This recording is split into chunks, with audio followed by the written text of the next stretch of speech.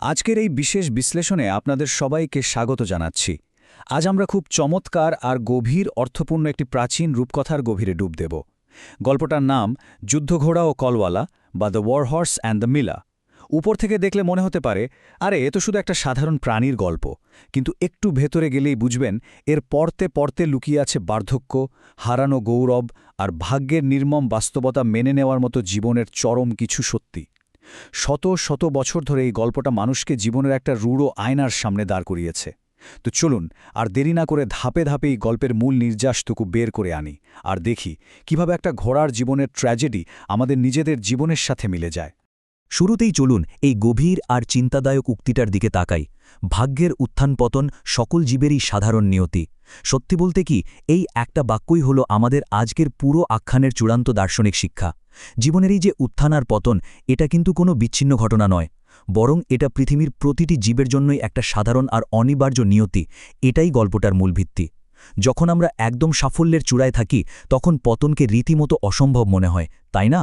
কিন্তু সময়ের সাথে সাথে ভাগ্যের চাকা তো ঘুরবেই। এই বিশ্লেষণে আমরা সেটাই দেখব, কিভাবে একটা শক্তিশালী আর অহংকারী চরিত্রকে ঠিক এই নির্মম সত্যটার মুখোমুখি হতে হয়েছিল। চলে এলাম আমাদের প্রথম পর্বে, গর্বিত যুদ্ধঘোড়া।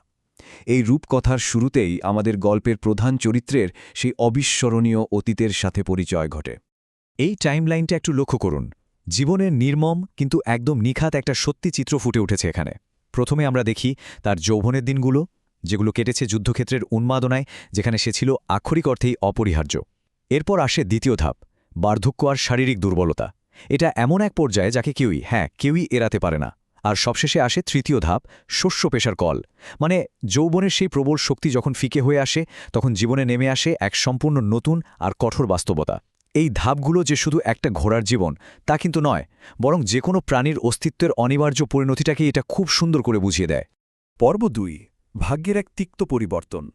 এখানে আমরা ঘোড়াটির বয়সের ভারের প্রভাবটা দেখতে পাব। এখানে সবচেয়ে ইন্টারেস্টিং বিষয়টা কি জানেন?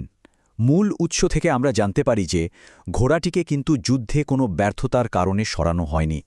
তার এই পরিণতির একমাত্র কারণ হল বার্ধক্য। অশ্বারোহী যখন অনুভব করল যে ঘোড়াটি আর আগের মতো শক্তিশালী নেই, তখন তাকে যুদ্ধক্ষেত্রে পাঠানোর বদলে সোজা পাঠিয়ে দেয়া হলো একটা মিলে কাজ করার জন্য। একটু ভাবুন, একসময় যে ঘোড়া যুদ্ধের ময়দানে বীর দর্পে ছুটে বেড়াত, তাকে এখন বাধ্য করা হলো শস্য পেশাইয়ের মতো চরণ একঘেয়ে আর হাড় ভাঙা খাটুনির কাজে। এখানে কোনো রোমাঞ্চ নেই, কোনো সম্মান নেই, আছে কেবল টিকে থাকার এক নিদারুণ লড়াই। এই পট পরিবর্তনটা আমাদের চোখে আঙুল দিয়ে দেখিয়ে দেয় যে আমাদের উপযোগিতা ফুরিয়ে গেলে অতীত গৌরব কিভাবে মুহূর্তের মধ্যেই মূল্যহীন হয়ে পড়ে। পর্ব ৩, অতীতের গৌরবের জন্য শোক। পারিপার্শ্বিক অবস্থার এই বিশাল আর আকস্মিক পরিবর্তন স্বভাবতই ঘোড়াটিকে এক গভীর হতাশার দিকে ঠেলে দেয়। স্ক্রিনে থাকা এই বৈপরীত্যটা একটু খেয়াল করুন। একদিকে আমরা দেখতে পাচ্ছি যুদ্ধক্ষেত্রের জীবন, যেখানে সে ছিল একদম সাজানো গোছানো, সম্মানিত এবং ভীষণ যত্নে লালিত একজন বীর। অন্যদিকে দেখুন বর্তমানের চিত্রটা, একটা ধুলোমলিন শস্য পেশার কল, যেখানে সে কেবলই একজন বাধ্য শ্রমিক, একেবারে অপমানিত আর অবহেলিত। একটা সজ্জিত যুদ্ধঘোড়া থেকে কলের ঘানি টানা জীবে পরিণত হওয়ার এই আকাশ-পাতাল তফাতটা সত্যি খুব হৃদয়বিদারক, তাই না? টেক্সটটা খেয়াল করলে দেখবেন এখানে নির্দিষ্ট করে সেই শারীরিক আর প্রতীকী জিনিসগুলোর তালিকা দেওয়া আছে, যেগুলো ঘোড়াটি এখন সবচেয়ে বেশি মিস করে। তার সারা শরীরে যে কাঁটাযুক্ত চমৎকার বর্মটা থাকত, যা তাকে শত্রুর আঘাত থেকে বাঁচাত আর তাকে একটা ভয়ঙ্কর রূপ দিত, সে আজ সেই বর্মটা মিস করে। সে মিস করে তার সেই সাজসজ্জা, যুদ্ধের ময়দানে পাওয়া সম্মান, আর সবচেয়ে বড় কথা, সেই মানুষটাকে যে প্রতিদিন অত্যন্ত যত্ন নিয়ে তার দেখাশোনা করত। এই তালিকাটা কিন্তু খুব স্পষ্টভাবে ঘোড়াটার হারানো অহংকার আর বর্তমানের একাকিত্বের একটা জীবন্ত চিত্র আমাদের সামনে তুলে ধরে। পর্ব ৪, ঘোড়ার বিলাপ। নিজের এই নতুন নিচু অবস্থানকে কোনোভাবেই মেনে নিতে না পেরে ঘোড়াটি কলওয়ালার কাছে তার সমস্ত ক্ষোভ উগরে দেয়। ঘোড়াটির আক্ষেপটা শুনুন। তার এই কথাগুলোর মধ্যে চরম দুর্বলতা আর ক্ষোভের প্রকাশটা একদম স্পষ্ট। সে খুব তিক্ততার সাথে অভিযোগ করে যে একসময় তার সুরক্ষামূলক বর্ম ছিল, তার সেবার জন্য একদম নির্দিষ্ট একজন মানুষ ছিল। তার এই কথাগুলোর মধ্যে এক ধরনের গভীর অভিমান লুকিয়ে আছে। সে যেন চিৎকার করে প্রশ্ন করছে, কেন তার সাথে এমন হল? যে জীবন তাকে এতটা সম্মান দিয়েছিল, সেই জীবন কেন আজ তার কাছ থেকে পুরোপুরি মুখ ফিরিয়ে নিল? আসলে ঘোড়াটির এই বিলাপ কেবল কোনো সাধারণ অভিযোগ নয়, এটি মূলত তার ভাগ্যেরই নিষ্ঠুর পরিবর্তনকে বুঝতে পারার এক তীব্র সংগ্রাম। সে কিছুতেই সমীকরণ মেলাতে পারছে না।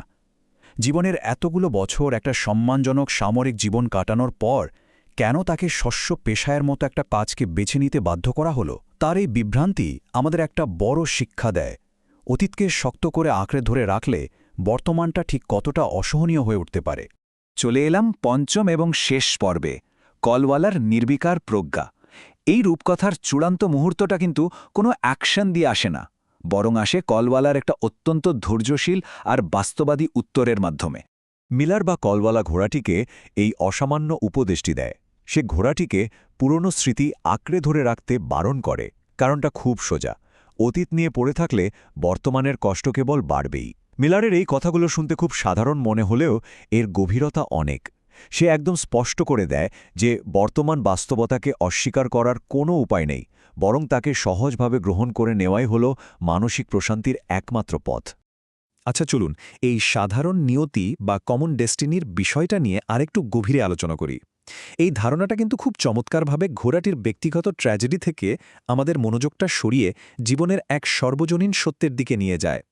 আমাদের সবার জীবনেই তো এমন কিছু পরিবর্তন আসে যার উপর আমাদের বিন্দুমাত্র নিয়ন্ত্রণ থাকে না, তাই না? এই যেমন বার্ধক্য, ক্ষমতা কমে যাওয়া বা অবস্থার অবনতি, এগুলো জীবনের একদম স্বাভাবিক চক্রের অংশ। এগুলোকে নিজের দুর্ভাগ্য হিসেবে না দেখে প্রকৃতির একটা সাধারণ নিয়ম হিসেবে মেনে নিতে পারাই হলো আসল প্রজ্ঞা। আমাদের আজকের এই বিশ্লেষণ শেষ করার আগে এই শক্তিশালী প্রশ্নটা নিয়ে আপনাদের সবাইকে একবার ভেবে দেখার আমন্ত্রণ জানাচ্ছি। যৌবনের গৌরব থেকে বার্ধক্যের এই রূঢ় বাস্তবে পৌঁছানোর যে অনিবার্য রূপান্তর, সমাজ কি সত্যিই সেটাকে ভালোভাবে গ্রহণ করে? আমরা কি সত্যি সেই মানুষদের মূল্য দিতে জানি যাদের যৌবন আর শক্তি একসময় আমাদের কাজে লেগেছিল? নাকি তাদের উপযোগিতা ফুরিয়ে গেলে আমরাও ঠিক ওই ঘোড়াটার মতোই তাদের শস্য পেশাইয়ের কলে নিক্ষেপ করি? ভাগ্যের এই জোয়ার ভাটা আর বয়সের ভার শেষ পর্যন্ত পৃথিবীর সমস্ত প্রাণীকেই কিন্তু বহন করতে হয়। এই রূঢ় সত্যের সামনে দাঁড়িয়ে আমাদের দৃষ্টিভঙ্গি ঠিক কেমন হওয়া উচিত, সেই চিন্তার খোরাকটা আপনাদের কাছে রেখেই আজকের এই আলোচনা এখানেই শেষ করছি।